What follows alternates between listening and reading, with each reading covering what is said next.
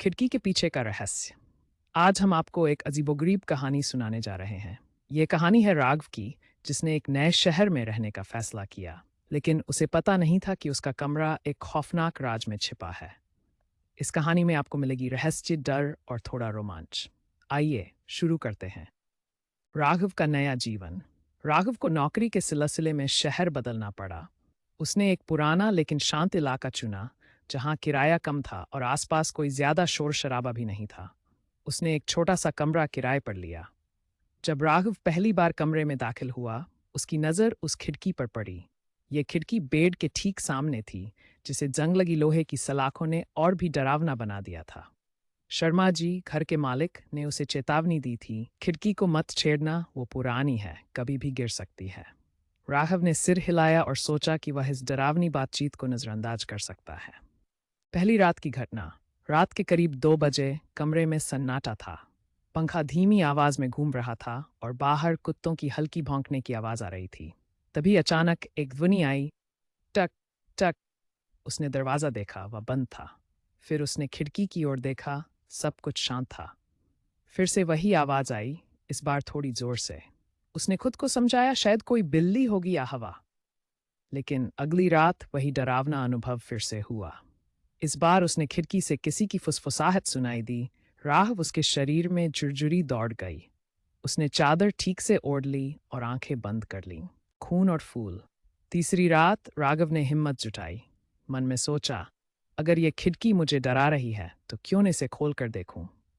सुबह सुबह उसने खिड़की के पास एक गुलाब का फूल रखा और कुछ समय बाद देखा कि वो फूल धीरे धीरे लकड़ी के अंदर धंसने लगा। उसकी आंखें फटी रह गई। वो डरा नहीं, बल्कि हैरान था। उसने हाथ से खिड़की को दबाया और अचानक उसकी उंगलियां लाल हो गई। खिड़की से खून टपक रहा था। डर और अविश्वास में भरकर उसने सवाल किया, क्या यह खिड़की जिंदा है? रहस्य की खोज।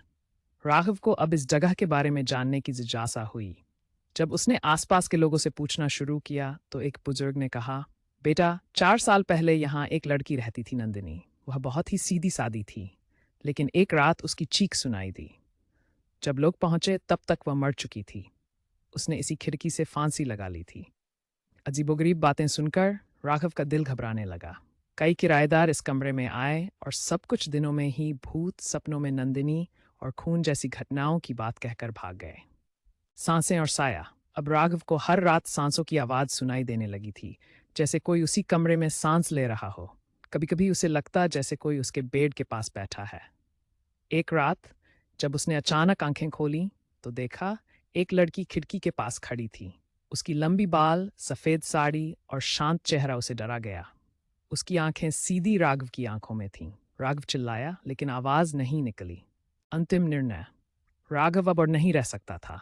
उसने अपना सामान बांधा और कमरे से निकलने की तैयारी की। लेकिन जैसे ही उसने कमरे का दरवाजा खोला, खिड़की खुद ब खुद खुल गई।